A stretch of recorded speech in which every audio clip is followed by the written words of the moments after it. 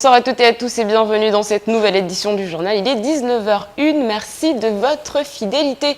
Ce soir, nous serons accompagnés de Rudy Roussel, secrétaire local adjoint Alliance Police Nationale. Bonsoir. Bonsoir. Nous reviendrons avec vous sur l'actualité. Ce sera juste après les titres de votre journal.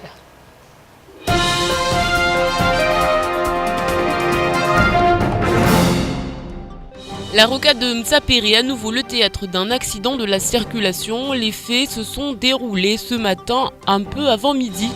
Alors que le temps commençait à se couvrir et que les embouteillages s'accumulaient, une camionnette a tenté de faire demi-tour. Une femme est sérieusement blessée. La pluie ne les aura pas découragés. Une partie des policiers de Lille ont manifesté ce matin devant le commissariat de Mamoudzou. Ils suivaient ainsi la mobilisation nationale appelée par le syndicat Alliance. Détérioration de leurs conditions de travail, manque de reconnaissance et différences de traitement. Leurs revendications explosent aujourd'hui. Et puis l'association pour le droit à l'initiative économique dénonce une nouvelle arnaque qui circule en ce moment même à Mayotte. 336 € sont demandés pour une inscription au journal légal.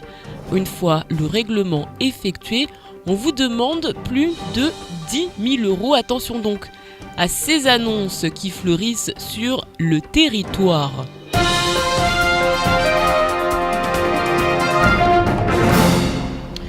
Une femme grièvement blessée, un autre légèrement touché. L'accident s'est déroulé ce matin à la rocade de Mtsapéré. Pluie, embouteillage, cocktail explosif. De nombreux riverains sont arrivés pour porter secours aux victimes. Les images sont signées à Bassaliti.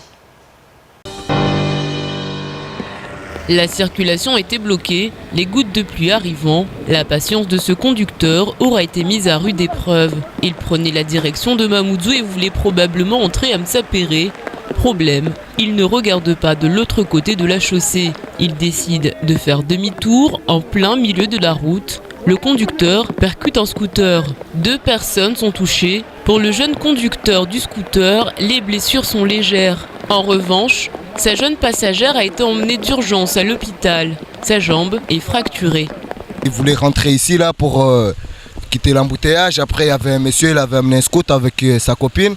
Il était en train de passer. Après, le monsieur l'a rentré, il l'a ramené jusqu'à là. Il a traîné sur la route jusqu'à ici, monsieur. Après, le monsieur, il s'est enfui en fait.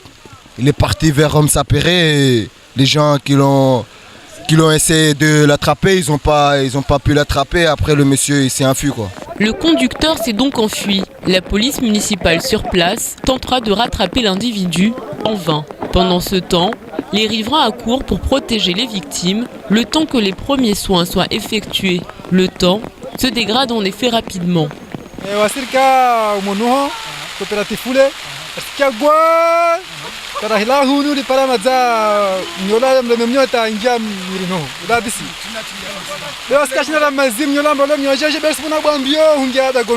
Un peu plus tard, le propriétaire du véhicule se présentera spontanément au commissariat.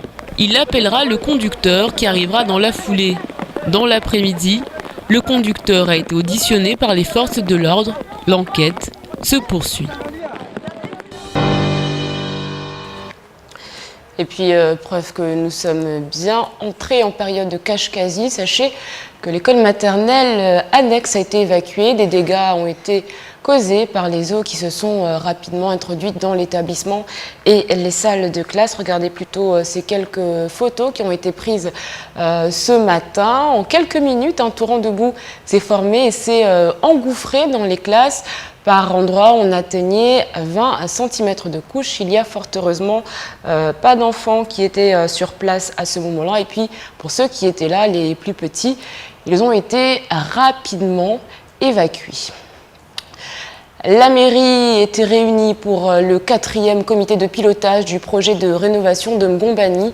Les différents partenaires au projet étaient présents, la DEAL, la CIM, la mairie. Un projet qui devrait coûter 47 millions €. Le but est de résoudre le problème d'assainissement du secteur et d'éviter que les écoles justement et les habitations se retrouvent inondées en saison des pluies. Reportage de Shakila Issouf et Fred Suleiman. Redonner un nouveau visage à Mgombani pour améliorer le cadre de vie des habitants. Ainsi, plusieurs cases cimes ont été démolies pour être reconstruites en tenant compte des études qui ont été menées depuis quelques années, à savoir quand les anciennes équipes dirigeantes de la mairie se sont occupées du dossier. C'est un projet très important et puis d'ailleurs ça a été initié par M. Hassan Abdallah et puis il y a M. Abdourahmane Salih qui a pris la suite et moi j'arrive, j'espère, vers la fin de ce projet. Le projet de rénovation urbain qui a pour objectif de sortir de l'eau Mgombani a pour but de réparer le réseau d'assainissement qui a été mal conçu. Aujourd'hui, 10 ans après, grâce à la CIM qu'il a inscrit comme faisant partie d'une zone urbaine sensible, Mayotte n'est plus exclue de ce dispositif. Le quartier voit aujourd'hui réellement des engagements pour l'aménagement. Aménagement, on est sur des travaux qui coûtent 9 millions d'euros pratiquement. Qui vont durer encore 2 ans. Donc le quartier sera un peu chamboulé pendant toutes ces années. Il y a les travaux d'aménagement, il y a les travaux de construction, on parle de logement, donc on voit également les travaux de bâtiments locatifs sociaux qui sont en cours. Le premier quartier éligible aux finances de l'ANRU pourrait lancer la voie à d'autres en manque d'infrastructures et d'espaces de vie. Ainsi, plusieurs partenaires travaillent en collaboration avec la mairie, le conseil général, la CAF et l'ANRU. Et puis sachez par ailleurs qu'une convention a été signée cet après-midi justement dans le cadre de l'ANRU. Événement rare, les policiers qui manifestaient donc ce matin devant le commissariat. Ils suivent ainsi la mobilisation nationale appelée par le syndicat Alliance. Ils dénoncent notamment la détérioration de leurs conditions de travail ainsi que le manque de reconnaissance. Sur place, Camille Leca et Abbas Halidi. Nous demandons que les directions fassent le nécessaire et qu'ils remontent ça. Ce n'est pas la pluie battante qui allait décourager ces policiers, bien décidés à faire entendre leur voix. Une trentaine d'entre eux se sont réunis ce midi et ont ainsi répondu présent à l'appel à mobilisation nationale lancé par le syndicat Alliance en octobre dernier. Nous sommes solidaires à nos collègues qui sont en métropole pour la dénonciation du port du Rio, la baisse du pouvoir d'achat, la stigmatisation de tous les policiers, la dénonciation du nouveau code déontologique. Mais si tous les policiers du territoire font face à un lot de problèmes communs, il y a des revendications spécifiques à Mayotte. Trop souvent, les textes régissant la profession ne sont pas bien appliqués dans notre département. C'est que les collègues sous contrat ne bénéficient pas de l'indexation alors que les textes le prévoient. Il y a un circulaire de Mme Lebranchi qui prévoit que les collègues doivent bénéficier de l'indexation. Les locaux doivent bénéficier le congé bonifié, ils ne bénéficient pas. On nous dit que ça va être reporté jusqu'en 2017. Il y a les allocations familiales, on est tous de la police, on doit toucher les mêmes allocations familiales et doit être pris par notre administration. Autre point qui fâche les policiers mahorais, la reconnaissance de leur ancienneté. Leurs années d'exercice avant 2004 ne sont toujours pas comptabilisées par l'administration. Pour l'heure, s'ils ont bien exprimé leurs revendications aujourd'hui, reste à savoir si elles seront entendues par leur direction. Je me tourne donc vers Rudy Russell. Rebonsoir. Alors la première question, c'est est-ce que vous avez été entendu par votre direction ? Alors, on n'a pas de retour encore actuellement puisque on répondait, je vous rappelle, à un appel de notre syndicat au niveau national. Il y a 2 heures de décalage, donc la manifestation à Paris, je ne pense qu'elle n'est pas terminée. On espère bien sûr avoir des réponses de notre direction, de l'administration générale, du ministère de l'Intérieur, évidemment. Mais pour l'instant, c'est vrai qu'on n'a pas de retour, c'est un peu trop tôt. Est-ce que les policiers qui vivent à Mayotte, qui habitent à Mayotte, ne peuvent pas revendiquer sans qu'il y ait un appel national ? On sait que pourtant, à Mayotte, les conditions sont encore plus particulières. Alors, les policiers n'attendent pas forcément un appel national pour manifester à Mayotte. Je vous rappelle que l'année dernière, notamment pour lutter contre la fiscalisation des ISE, nous étions les premiers à appeler l'ensemble de la fonction publique à manifester sans pouvoir attendre une directive de la direction nationale, même si c'est toujours bien sûr avec l'accord de nos bureaux nationaux. Il y a déjà eu aussi certainement d'autres revendications qui étaient spécifiques à Mayotte, qui ont eu lieu par le passé. Aujourd'hui, c'est vrai que il nous était donné de revendiquer les spécificités mahoraises en même temps que les revendications nationales. Comment en une journée on peut faire le point sur autant de revendications? On a vu par exemple les conditions de travail, c'est une évidence, le manque de moyens, et puis il y a des mots beaucoup plus profonds. On a entendu par exemple au niveau national parler de désespérance et de stigmatisation, donc on a l'impression qu'aujourd'hui tous les maux de la terre s'abattent sur les policiers et qu'on le découvre finalement. Alors, quand on le découvre, peut-être qu'à votre niveau, au niveau des médias, peut-être qu'on le découvre, le policier, lui, ne découvre pas. Ça fait des années que la détérioration du travail s'accentue, et c'est vrai qu'il y a certainement un ras-le-bol dans l'ensemble des policiers, une impression de ne pas être soutenu, d'être stigmatisé.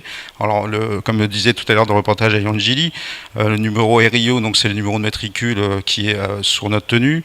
Il y a la plateforme qu'on appelle la plateforme de dénonciation qui peut encourager les gens à dénoncer des faits réels ou supposés dont ils ont été victimes. Donc tout ça, ça apporte une stigmatisation du policier. Le ras-le-bol n'est pas nouveau en fait. Il augmente d'année en année. L'année dernière, déjà, l'Alliance Police Nationale, à la même époque, avait déjà appelé un rassemblement sur Paris qui avait amené 5000 policiers dans la rue. Et aujourd'hui, je pense que c'est au moins autant de manifestants dans la rue à Paris, on l'espère en tout cas. Alors c'est vrai qu'on va revenir sur ces conditions de travail. Oui. Aujourd'hui, c'est quoi la priorité à Mayotte? On va revenir sur le plan, on va dire, qui nous intéresse, c'est-à-dire au commissariat de Mamoudzou notamment. Alors ça dépend de quoi on parle. Si on parle de priorité pour l'ensemble des policiers, après il y a des spécificités pour les personnes sous contrat, des spécificités aussi pour les personnes qui sont qu'on va appeler les locaux, qui sont affectés de manière pérenne à Mayotte. Les revendications pour l'ensemble des policiers, c'est comme d'habitude des problèmes de matériel, des problèmes de personnel, alors des baisses d'effectifs, des effectifs qui ne sont pas remplacés, des problèmes de matériel, des problèmes de véhicules, des problèmes de radio, enfin bref, des problèmes qu'on rencontre partout sur le territoire national en fait. C'est vrai qu'on avait vu il n'y a pas très longtemps une voiture des forces de l'ordre qui était en train de dévaler la pente Sogea, donc on se posait des questions par rapport à ça. On en est où au niveau des effectifs à Mayotte? Alors les effectifs à Mayotte, on est 217 policiers au commissariat, je ne compte pas les effectifs de la PAF, 217 policiers en tout. Alors, on pourrait estimer pour une population de 58 000 habitants recensés sur le secteur police, ça pourrait être suffisant, sauf que, bien évidemment, il y a le problème de l'immigration clandestine qui n'est pas pris en compte. Donc, évidemment, on n'a pas assez d'effectifs. Dans tous les services, vous diront qu'on n'a pas assez d'effectifs. Je prends l'exemple de la BSU à Mayotte. Nous étions 21 officiers de police judiciaire au mois de février. Nous sommes passés à 16 officiers de police judiciaire. Donc on attend des renforts. Les renforts sont disponibles en métropole, puisqu'il y a des viviers qui sont constitués. On attend qu'ils viennent. Alors, c'est vrai qu'on parle à Mayotte de manque de moyens et de détérioration des conditions de travail. Est-ce qu'il y a un mal-être chez les policiers à Mayotte? Il y a un mal-être chez les policiers à Mayotte, comme partout en France, sur tout l'ensemble du territoire. Bien sûr qu'il y a un mal-être, puisque le policier il a l'impression de ne pas être entendu dans ses revendications. Donc oui, ce mal-être existe. Alors, si on parle du mal-être policier, pour aller dans le dramatique, vous savez qu'il y a un nombre de policiers qui se suicident tous les ans qui est très important. Environ une 50aine de policiers se suicident chaque année. Cette année, on est à 47, on est au mois de novembre. D'accord ? On peut espérer que ça va s'arrêter là. À Mayotte, on a eu la chance de ne pas avoir de suicide. Mais le mal-être existe quand même. Il est bien présent partout, à la PAF, au commissariat. Vous parlez de stigmatisation, est-ce que vous comprenez quand la population, les habitants se demandent à chaque fois mais que font les policiers quand on appelle, ils ne répondent pas, ils nous disent qu'ils arrivent, on ne les voit jamais. Est-ce que vous entendez également ce mal-être de la population qui attend peut-être beaucoup? Bien sûr, mais le mal-être de la population, on peut l'entendre, il n'y a pas de souci. Après, il faudrait voir au cas par cas aussi. D'une manière générale, si on stigmatise aussi les policiers par la population en disant on l'appelle, il vient pas. Ça, c'est le discours qu'on entend depuis des décennies. Après, on peut prendre au cas par cas. S'il y a une faute qui est faite par les policiers, notre hiérarchie est là aussi pour relever la faute et nous sanctionner, il n'y a pas de souci. Maintenant, il faut nous amener à montrer qu'il y a une faute. Ensuite, ces policiers qui n'interviennent pas, est-ce qu'ils n'interviennent pas pas dans les moments, dans le temps que souhaiterait la victime, c'est possible. Est-ce qu'ils interviennent quand même avec les moyens dont ils ont? Je peux vous dire que la majorité des policiers, l'immense majorité des policiers, font leur travail correctement. Il n'y a rien à dire là-dessus, avec la motivation qui reste la leur pour défendre au service du public. C'est notre travail, c'est le service du public. Aujourd'hui, il y a donc cette journée de mobilisation, on ne va pas appeler ça une journée de grève puisque ça n'existe pas chez les nous. policiers ne grèvent pas. C'est quoi la suite?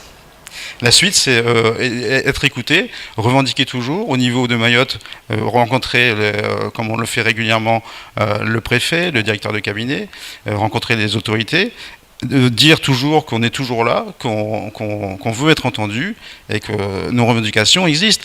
Si je dois reparler sur comme disait Ali Angeli tout à l'heure, sur il y a des différences de traitement qu'il y a sur les allocations familiales entre les policiers mahorais et puis les policiers sous contrat. Ça n'existe nulle part ailleurs. Tout le monde le sait. Pourquoi il y a des différences de traitement ? Je ne sais pas. La reconnaissance des policiers mahorais qui sont intégrés à la police nationale depuis 2004, pourquoi pas cette reconnaissance? Je ne sais pas. Les congés bonifiés qui sont prévus par une circulaire de Mme Jean-Branchu qui n'est pas appliquée. Pardon. Les fonctionnaires sous contrat qui n'ont pas d'indexation alors que les textes précisent qu'ils doivent l'avoir. Enfin, évidemment qu'on va se faire entendre. On va continuer à se faire entendre. Justement, qu'est-ce qui se passe si, après cette journée de mobilisation, rien ne se passe? Est-ce que vous allez vous arrêter à cette journée en espérant l'année prochaine que ça va changer, ou alors il y a déjà quelque chose qui est prévu dans les prochaines semaines, dans les prochains mois? Il n'y a rien de prévu dans les prochaines semaines, dans les prochains mois. Par contre, on espère qu'au niveau national, évidemment, on va être entendu. On espère que le ministère va nous entendre, le ministère de l'Intérieur, le Premier ministre. Et puis, on verra après les actions qu'on peut entreprendre. Comme vous l'avez dit, on n'a pas le droit de faire grève, évidemment, mais on a aussi des moyens d'action qui, comme on l'a prouvé l'année dernière lors des manifestations de l'intersyndicale de la fonction publique. Alors on va encore parler des policiers puisque on en vient à ce reportage, ces contrôles d'identité qui peuvent se révéler parfois très musclés. Ce matin encore, les forces de l'ordre ont sévi du côté de Kaweni. Autant dire que les habitants du quartier ont rapidement fait passer le message. Les ruelles ont vite été désertées. Shakila Issouf et Fred Souleyman. C'est un véritable labyrinthe dans les hauteurs de Kaweni où vivent dans la précarité de nombreuses familles. La BAC était mobilisée ce matin. Les agents poursuivaient des individus en fuite et n'ont pas pu les interpeller. Pour le moment, impossible de savoir la raison de cette opération. Contrôle d'identité ou descente de police à la suite d'une enquête. Aucune information ne circulait pour le moment. Saïd se souvient, lors d'un contrôle de police où 4 agents l'ont maîtrisé, il critique les méthodes employées et indique que chaque année, il y aurait des victimes suite à des contrôles trop musclés.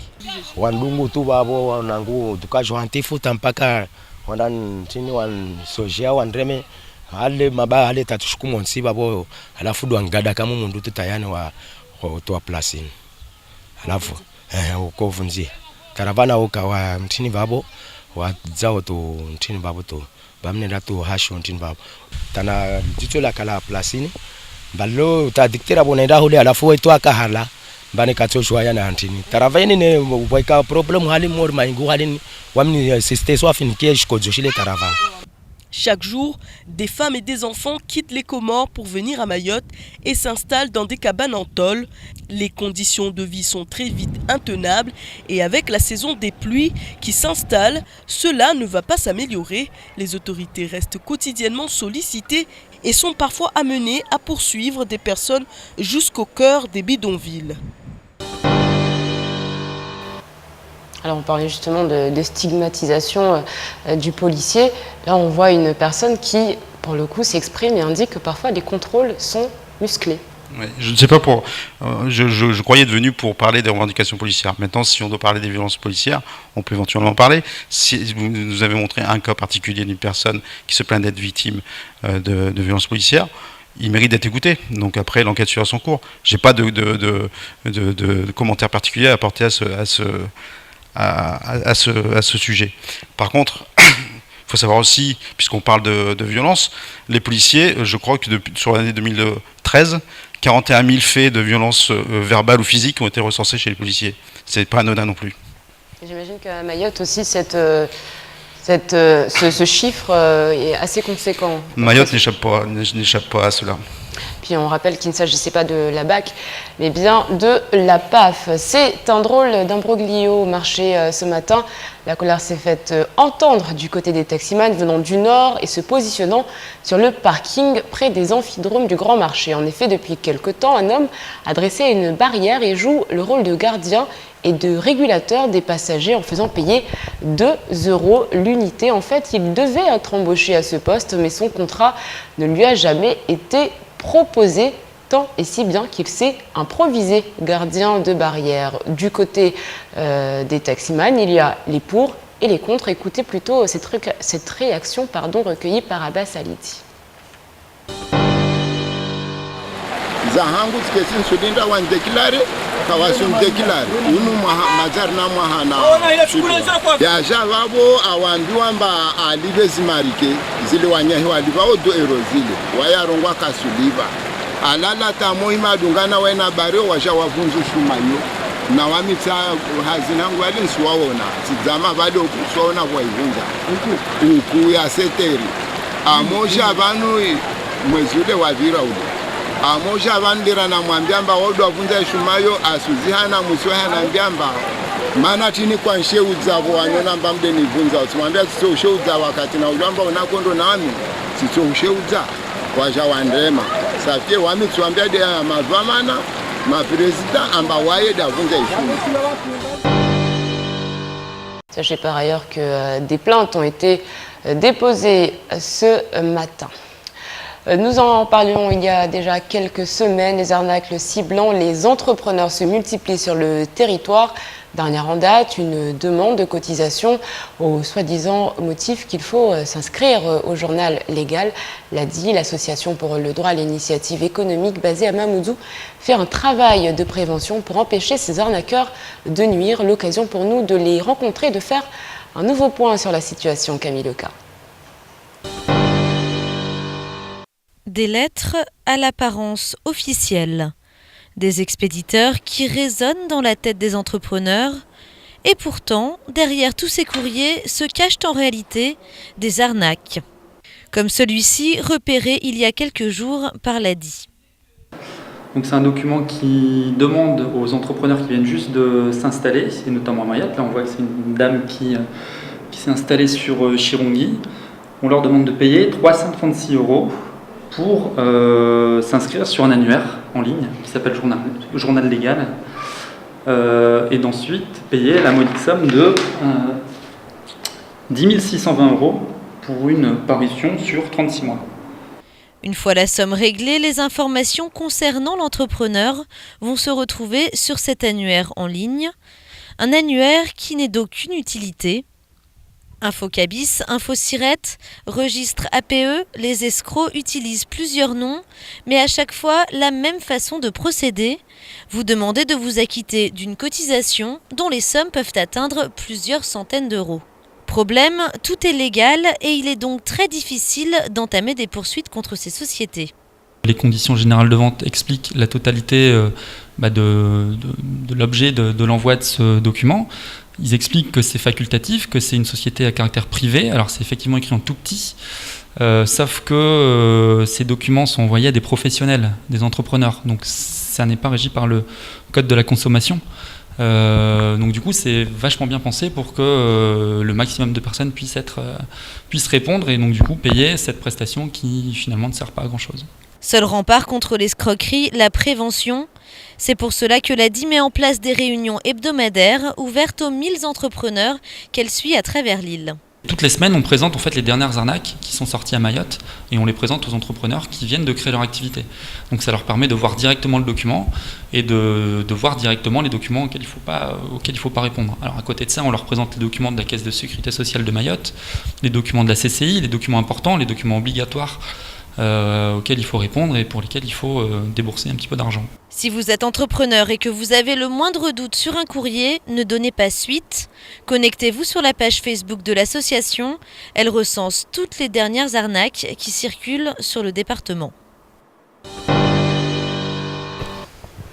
La prudence est donc de rigueur. Il est 19h25, l'heure pour nous de faire le point sur l'actualité en bref dans votre journal.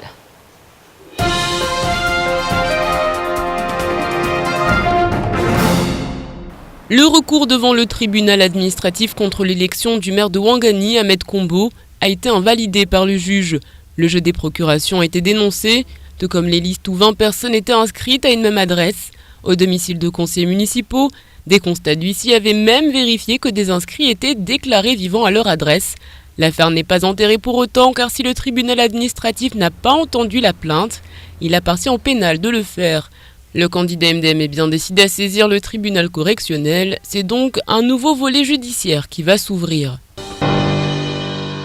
Depuis le 1er janvier 2013, les véhicules nautiques à moteur ou scooters des mers jet ski doivent être eux aussi francisés auprès d'un service des douanes. Dans tous les cas, la francisation d'un navire n'est jamais une obligation, c'est un droit et une faculté. Elle attribue au navire le droit de bénéficier de la protection du pavillon français. La création d'une ligne Mayotte-Paris devient possible avec l'achat récent par Air Austral de 2 B787.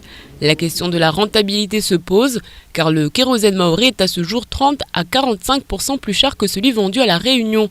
Tant que les niveaux de consommation seront aussi faibles, il ne sera pas permis de faire baisser les prix à Pamandie. C'est une question de logique, mais nous sommes bien évidemment prêts à des gestes commerciaux si cette consommation est revue à la hausse, explique Laurent Gautron, le directeur général de Total. Les portes ne sont donc pas fermées. Il se murmure qu'Air Austral envisagerait bien l'ouverture d'une ligne directe Mayotte-Paris pour la fin de l'année 2015, voire début 2016.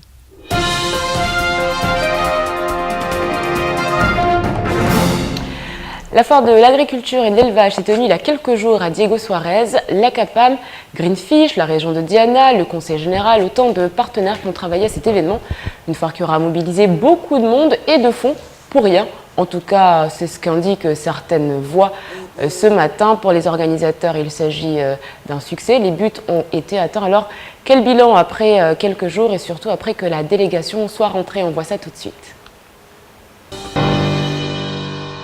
Le public n'aura pas répondu présent. Il prévoyait 20 stands, on est loin du compte. De nombreuses personnalités attendues, en vain. Du retard accumulé tout au long des festivités, mais pour l'organisation, les objectifs ont été atteints. Favoriser le contact entre agriculteurs mahorais et malgaches, ôter les doutes quant à une future collaboration entre ces acteurs du monde agricole. Il n'y a pas encore le cahier des charges.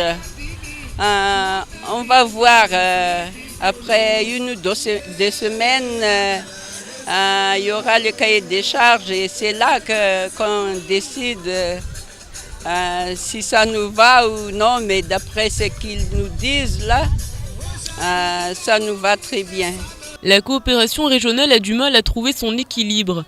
Les difficultés sont là, mais elles sont désormais identifiées. Les difficultés se résident au niveau même des avantages, de l'allègement accordé aux acteurs mahorais. Quand ils vont investir dans la région Diana, qu'est-ce qu'ils ont gagné comme avantage en termes de dédouanement, d'allègement aux frais au niveau de douane malgache. Là, on est toujours en négociation sans avoir eu très clair dans le cadre des coopérations. Depuis quelques jours, les réunions se sont enchaînées entre les techniciens du Conseil général, de la région et du patron de Greenfish. Elles doivent permettre la signature rapide d'une nouvelle convention, une convention opérationnelle. Il y a deux volets. Il y a cette partie-là qui est purement juridique institutionnelle. C'était de motiver les partenaires ici, parce que la coopération n'est valable que dans les deux sens, où il y a un partenaire de Mayotte et de Madagascar. Donc c'était très important de sensibiliser mes partenaires ici sur les cahiers de charges et le projet lui-même Greenfish. Donc ensuite, les partenaires institutionnels, la région d'ici et le Conseil général de Mayotte. Donc ce côté-là, je peux dire c'est un succès. On repartira certainement dans quelques jours avec un autre regard de la coopération et des actions concrètes qui permettent de valider concrètement la mise en place de notre projet ici et peut-être de travailler réellement sur des productions. La grande question aujourd'hui est de savoir si le département sera en mesure de suivre le calendrier qui devra être rapidement défini. D'ici à mars 2015, le fondateur de Greenfish saura s'il a réussi son pari ou non. Radio Roussel, merci de nous avoir accompagnés tout au long de cette édition. Merci de m'avoir reçu. Si je peux juste ajouter un mot, parce que j'ai eu le chiffre des manifestants sur Paris à l'appel de notre syndicat. Il y a eu 8500 manifestants selon les organisateurs, à peu près autant selon la police. Eh bien, c'est une première et ça mérite d'être souligné. Demain, journée mondiale du diabète. Bonne fête à Abel Samy et à Philomène. Dans quelques instants, n'oubliez pas la météo d'Orné-la-Périne, suivi du journal en maoré. Ensuite, ce sera tout simplement le temps de parole. Je vous souhaite une excellente soirée sur KTV. On se retrouve demain pour un nouveau journal. Kwaheri.